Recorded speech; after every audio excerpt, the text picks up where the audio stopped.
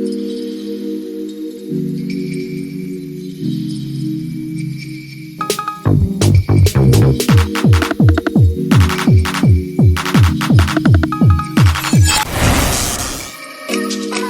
দেউতাই বটলৰ শৰাই এখন বনাই আছে। এই বটলবোৰ ফাৰ্মাচীৰ পৰা আনিছে। ফাৰ্মাচীৰ পৰা মানে আপোনাৰ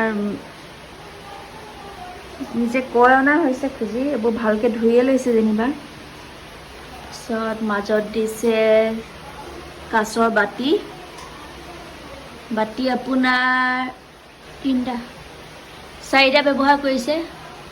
মাৰ্বল, কালাৰিং মাৰ্বল, গ্লাছ দুটুকুৰা কাটি আনিছে। মাৰ্বল দুটাই লগাই আছে। আঠা কি ব্যৱহাৰ কৰিছে দেখাই দিয়া। এইটো এৰেল ডাইট দেখাই দিয়া। এৰেল ডাইট ব্যৱহাৰ কৰিছোঁ। এৰেল ডাইট এইখিনি চেঞ্জ কৰা হ'ব, কাৰণ এইখিনি বেছি উজ্জ্বল লাগিছে, ব্লু কালাৰ। ঠিক আছে, সম্পূৰ্ণ হৈ যোৱাৰ পাছত দেখাম বাৰু। দেউতাই বনোৱা বটলৰ শৰাইখন হৈ গ'ল। এয়া দেখিছেনে কেনেকুৱা লাগিছে আপোনালোকে জনাবচোন।